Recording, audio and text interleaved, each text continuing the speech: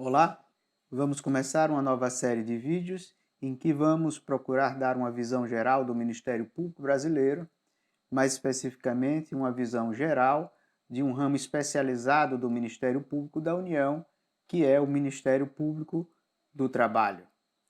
Essa visão geral vai começar, como não poderia deixar de ser, na Constituição Federal.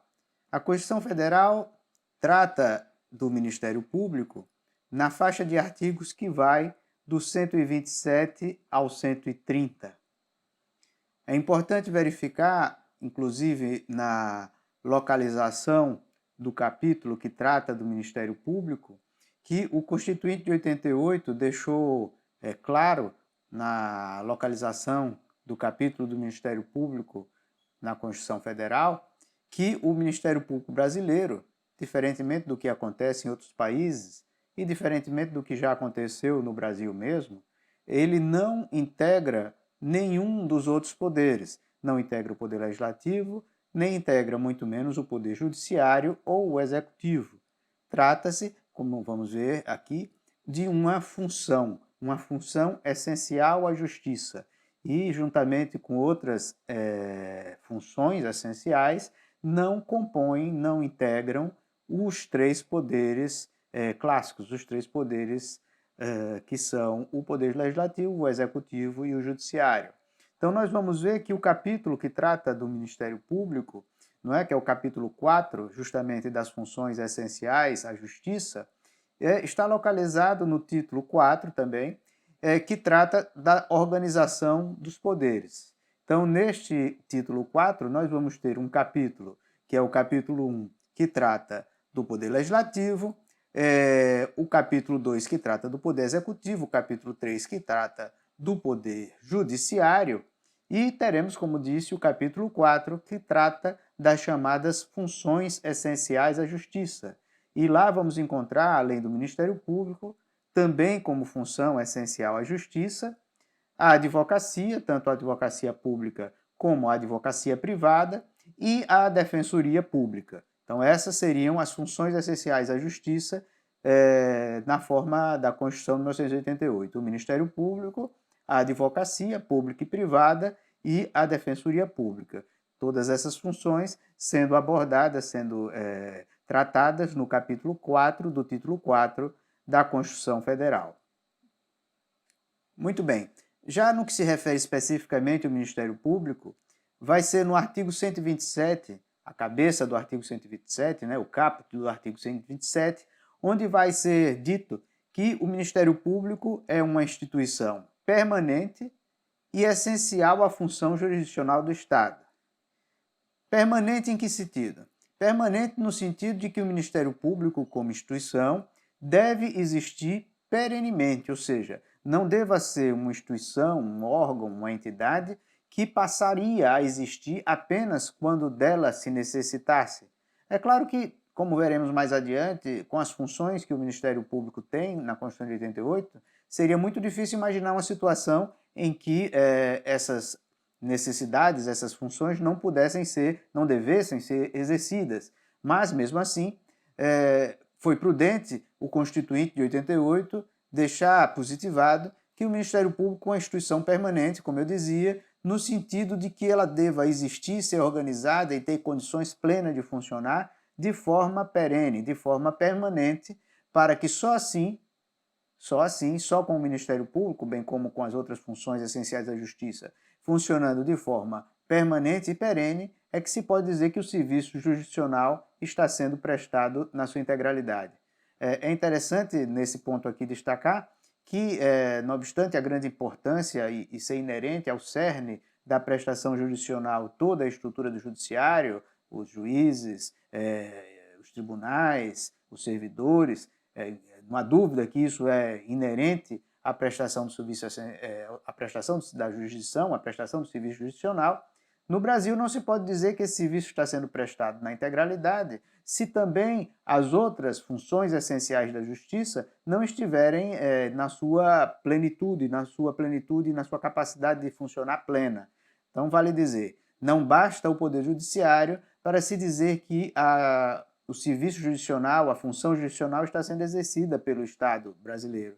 é importante também que as demais funções essenciais da Justiça estejam plenamente em função, em atuação.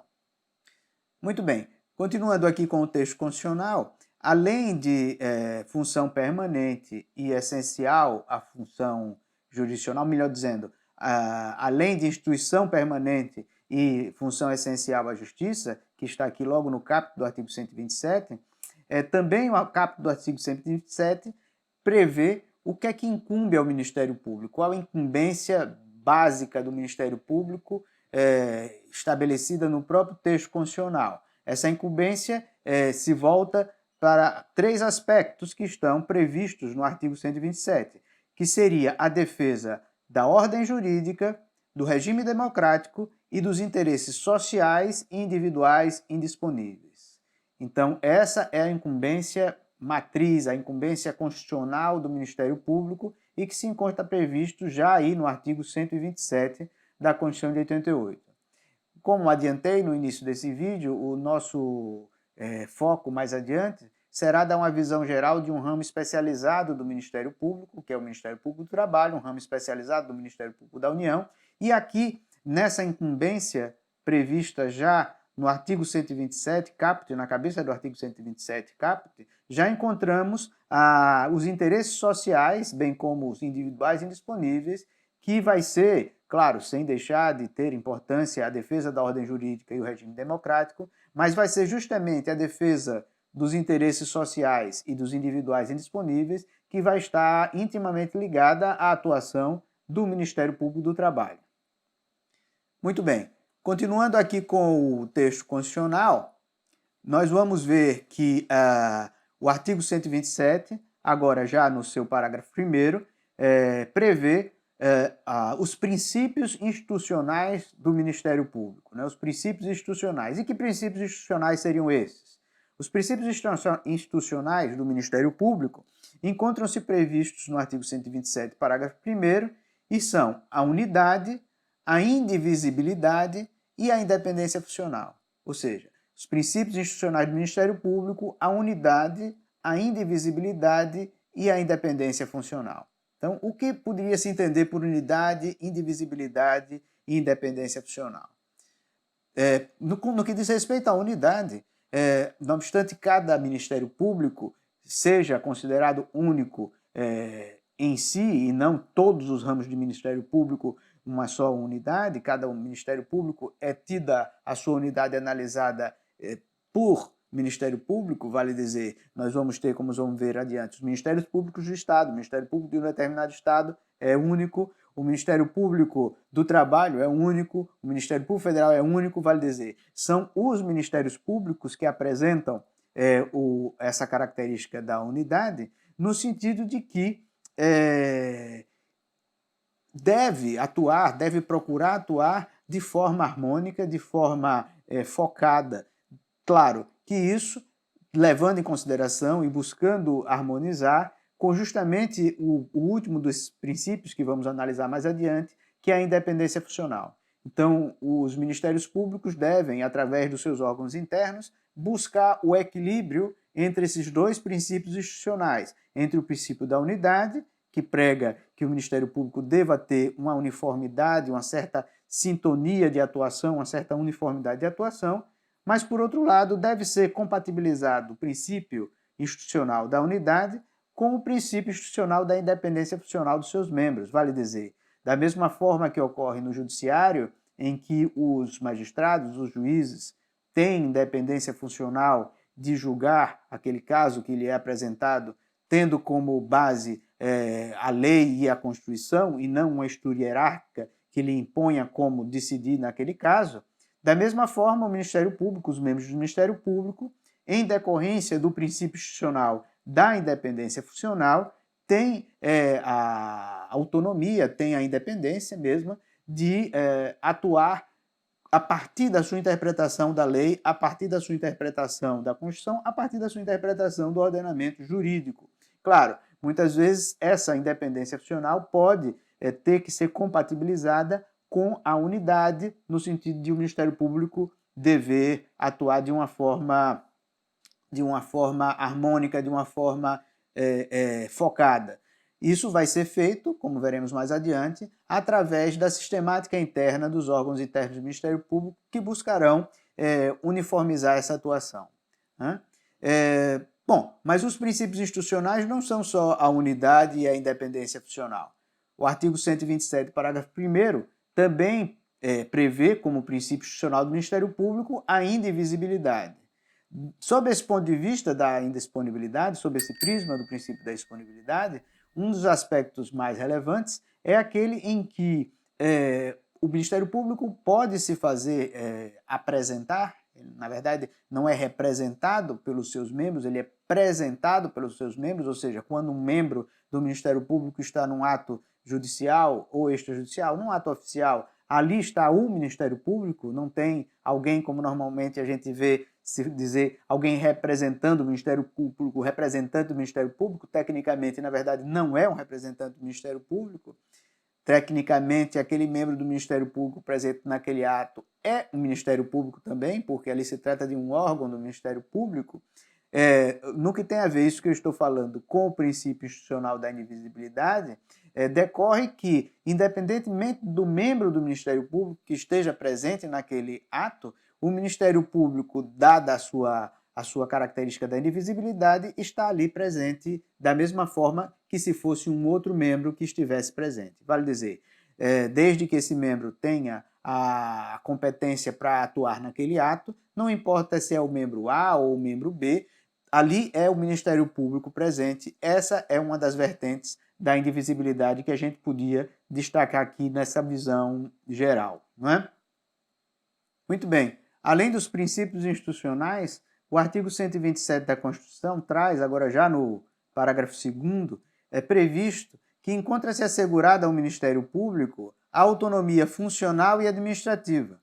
Essa previsão é importantíssima justamente porque não houvesse essa autonomia funcional e administrativa, pouca coisa ia adiantar a independência funcional dos membros do Ministério Público se tivesse sempre na dependência funcional e administrativa do Poder Executivo ou do Poder Judiciário. Então, o Ministério Público conta, previsto na Constituição, também nesse primeiro dispositivo da faixa de artigos que trata do Ministério Público brasileiro, que está assegurada ao Ministério Público a autonomia funcional e administrativa.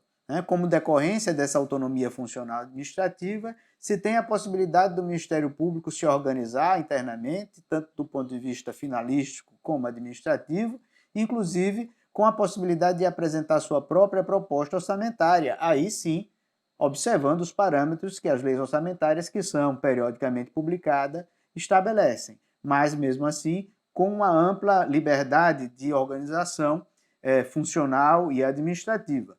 O próprio texto constitucional prevê que a lei disporá sobre a organização e funcionamento do Ministério Público. Mais adiante veremos com mais detalhes essas leis, mas aqui já podemos adiantar que as principais leis que tratam do assunto vão ser a Lei Complementar 75 de 1993, que é a chamada Lei Orgânica do Ministério Público da União, e a Lei 8.625, também de 1993, que é a Lei Orgânica do Ministério Público Nacional.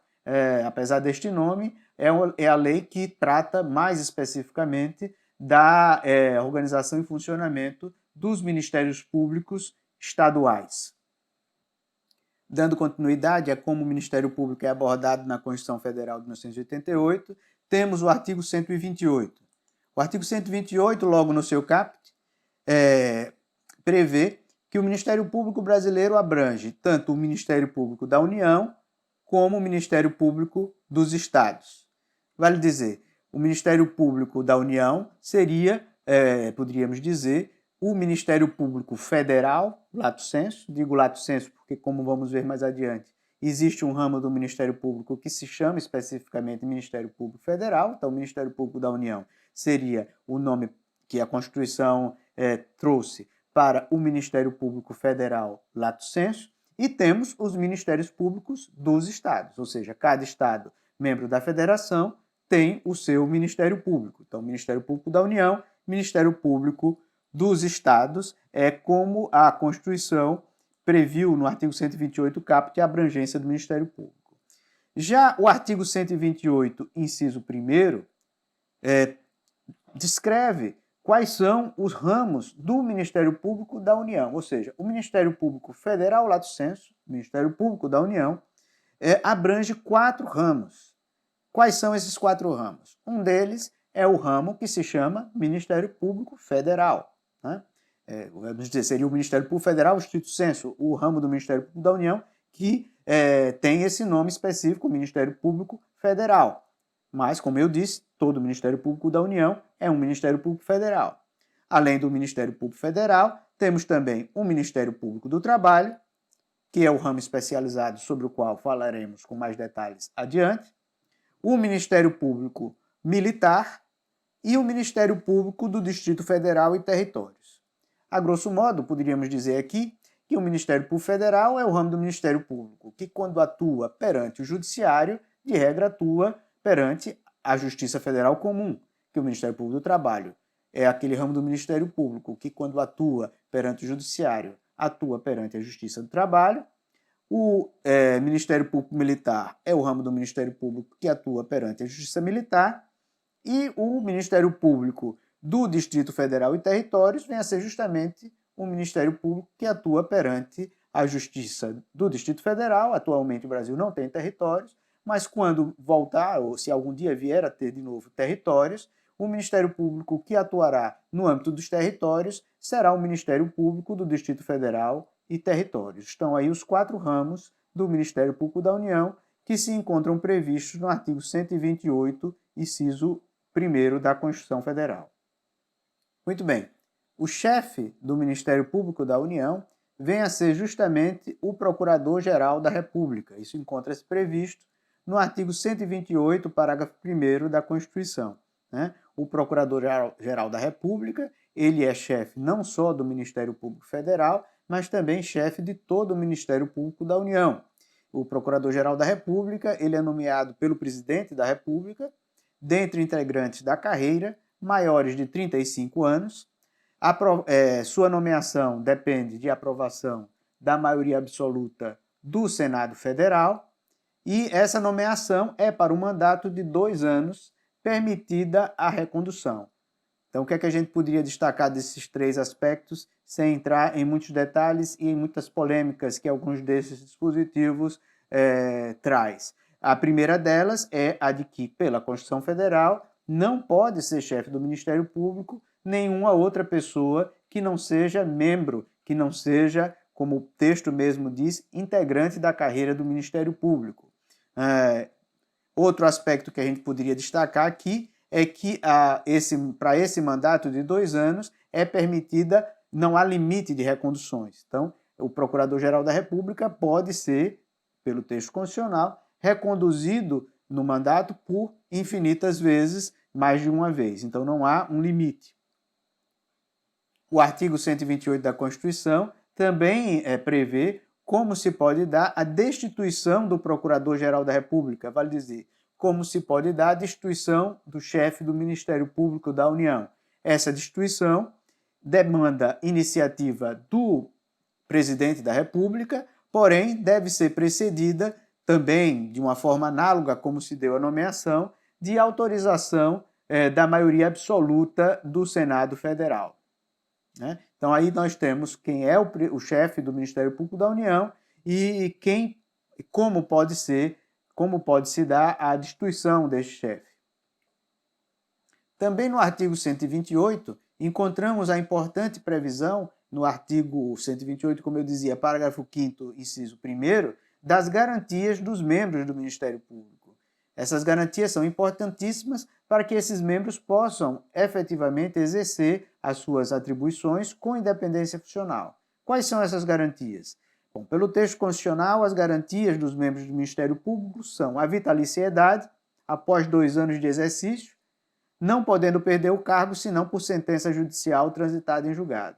Então, a vitaliciedade é, vamos dizer, uma estabilidade reforçada, né, em que só se pode perder o membro do Ministério Público de forma análoga a como acontece no Judiciário. Os juízes só podem perder o cargo se houver uma sentença judicial determinando isso e desde que desta sentença judicial não caiba mais recurso, vale dizer, desde que seja uma decisão judicial transitada em julgado. Só assim é que um membro do Ministério Público pode, da mesma forma que os juízes, pode perder o cargo. Além da vitaliciedade, outra garantia que o membro tem para exercer as suas atribuições com independência funcional é a inamovibilidade, ou seja, ele não pode ser removido nem fisicamente, nem daquelas atribuições que a lei lhe incumbiu, salvo em determinadas situações. Então, não é possível, porque eventualmente a atividade de um Ministério Público esteja desagradando a administração superior do Ministério Público, que ele seja simplesmente deslocado, seja fisicamente daquele ofício, né, daquele local de trabalho para outro, seja até que não fisicamente, mas que ele venha a ser afastado, ou seja, que ele deixe de poder atuar em determinada atividade que ele vinha atuando com atribuição legal, isso também é considerada uma remoção que feriria a garantia da inamovibilidade. Então é importante entender isso. A inamovibilidade não se apresenta apenas no que diz respeito ao aspecto físico, né, de mover alguém de um lugar para outro. É também no sentido de afastá-lo de atividades que vinham sendo por ele ou por ela desenvolvidos, com atribuição legal para tanto. Então, esse afastamento físico ou afastamento daquela atividade não pode se dar, salvo, como o próprio artigo 128, parágrafo 5º, inciso 1º diz, salvo por motivo de interesse público, mediante decisão do órgão colegiado competente do Ministério Público, pelo voto da maioria absoluta dos seus membros assegurada a ampla defesa. Ou seja, não se pode afastar simplesmente porque se quer. Esse afastamento tem que ter sido decorrência do interesse público. Esse interesse público no afastamento deve ter sido identificado por um órgão colegiado e não por um chefe monocraticamente, um chefe que desenvolva aquela atividade monocraticamente, mas sim por um órgão colegiado e dependendo do voto da maioria absoluta dos membros, claro, desde que garantida a ampla defesa, né? E, por fim, a última garantia que se encontra prevista no artigo 128, parágrafo 5º, inciso 1 da Constituição, é a irredutibilidade de subsídios.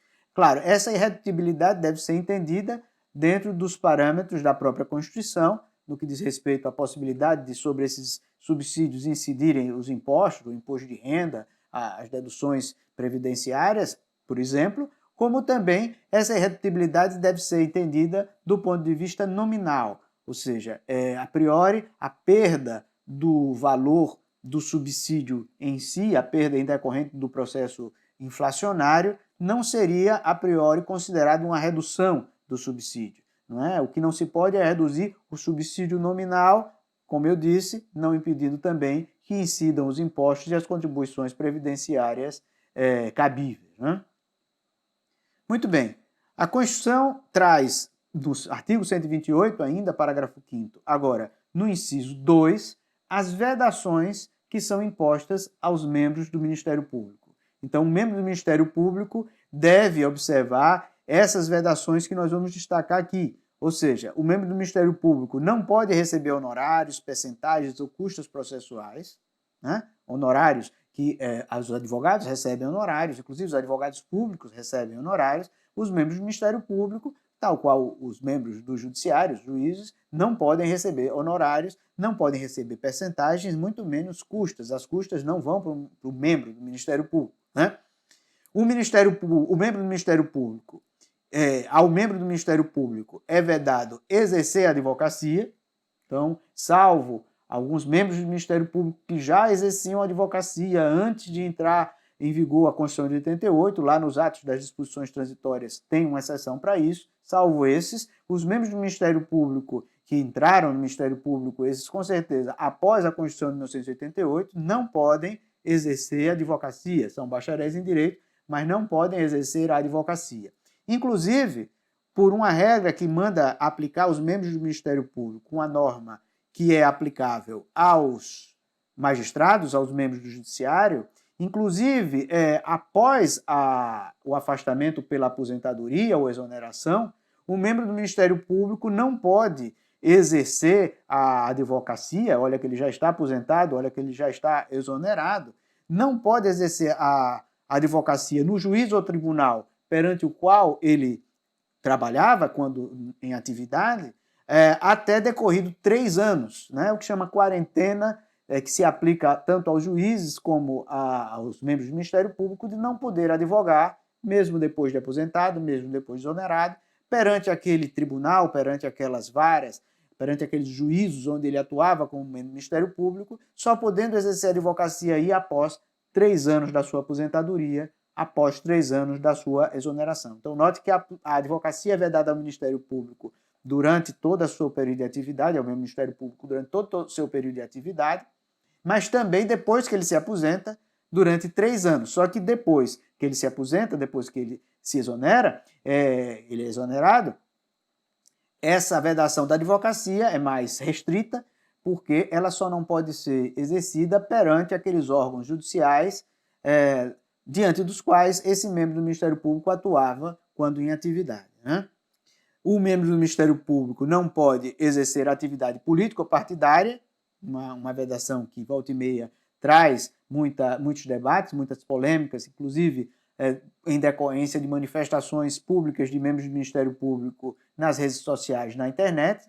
Então, a atividade político-partidária não pode ser exercida pelo Ministério Público, ele não pode se candidatar, não pode nem passar pelos processos anteriores à candidatura para que venha a se candidatar a um cargo eletivo político público, muito menos ele pode exercer alguma outra atividade que possa vir a ser classificada como atividade político-partidária.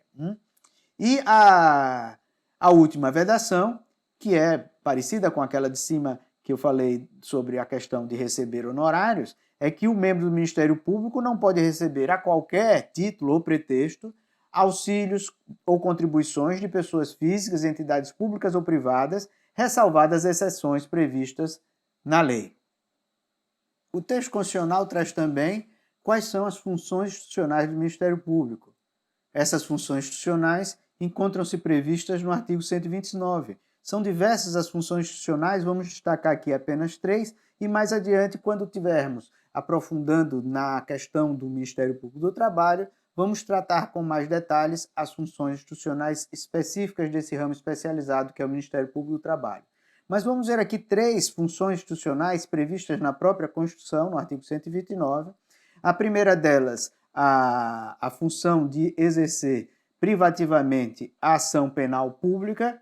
Como veremos mais adiante, o Ministério Público do Trabalho, em decorrência principalmente de a Justiça do Trabalho não ter competência material para julgar demandas envolvendo questões criminais, como consequência, o Ministério Público do Trabalho, como é o ramo do Ministério Público que atua perante essa justiça, também não tem atribuições criminais. Mas eu fiz questão de destacar isso aqui porque, quer queira, quer não, a atribuição de processar alguém criminalmente é uma atribuição muito associada ao Ministério Público e encontra-se prevista justamente no primeiro inciso do artigo 129 da Constituição Federal, que é a importante função institucional de promover privativamente a ação penal pública, melhor dizendo, não é?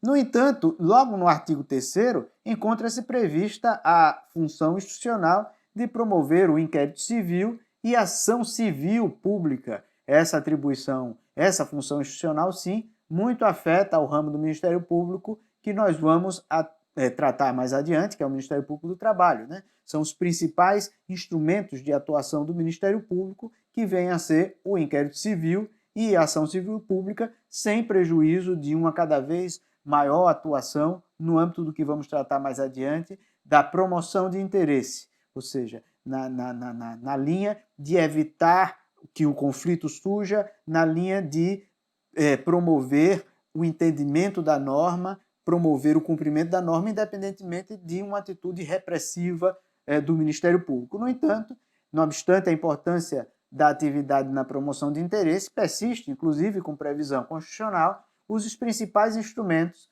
para que o Ministério Público possa atuar de forma corretiva, de forma, às vezes, punitiva, que são, além do aspecto penal, que já falei anteriormente, o inquérito civil e a ação civil pública. Também destaquei aqui, dentre as funções institucionais do Ministério Público previstas na Constituição, é a atribuição de defender judicialmente os direitos e interesses das populações indígenas.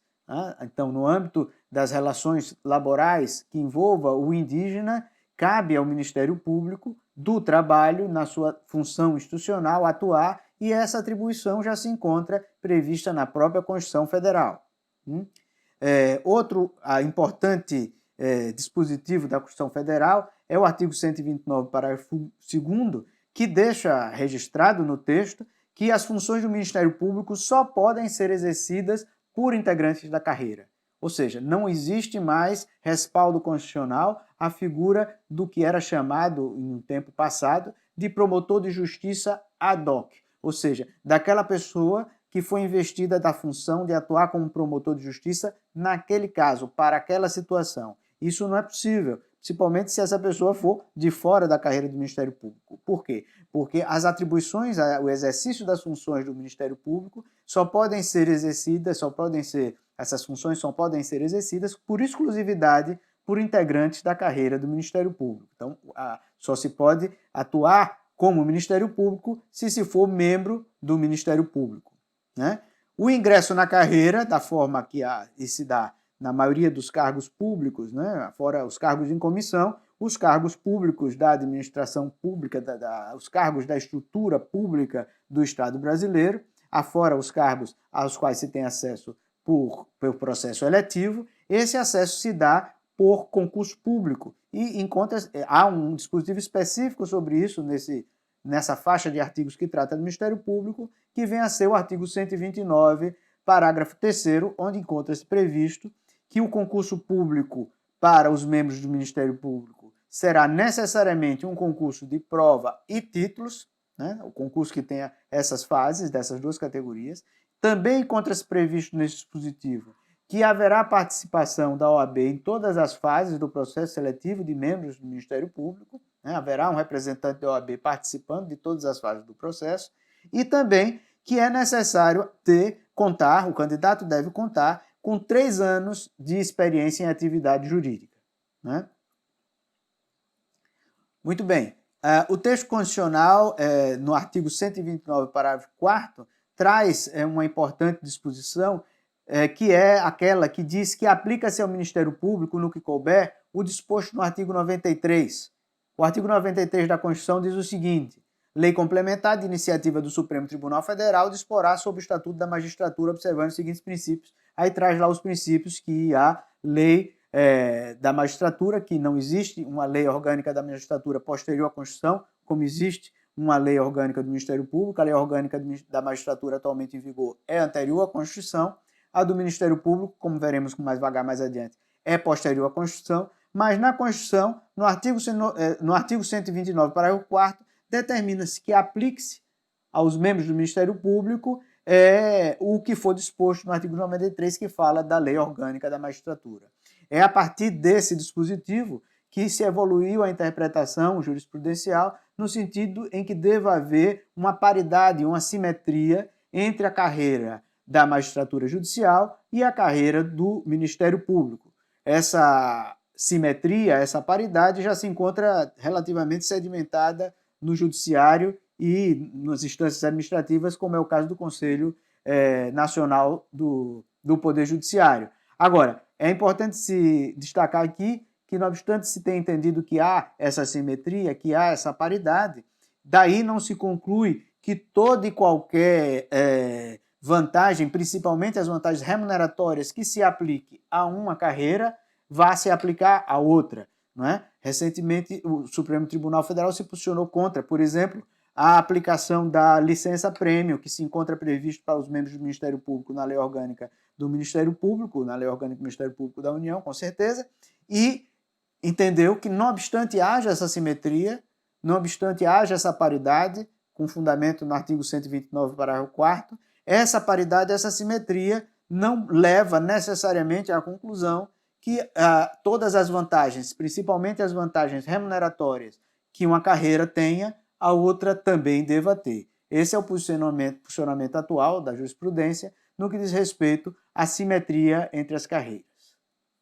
Muito bem, essa era uma visão geral, um resumo, não abordamos tudo, é claro, porque é um resumo, de como o Ministério Público é tratado no texto constitucional.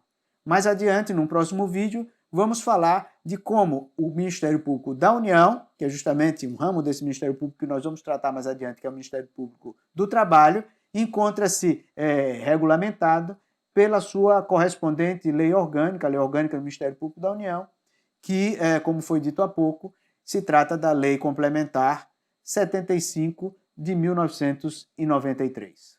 Nos vemos no próximo vídeo.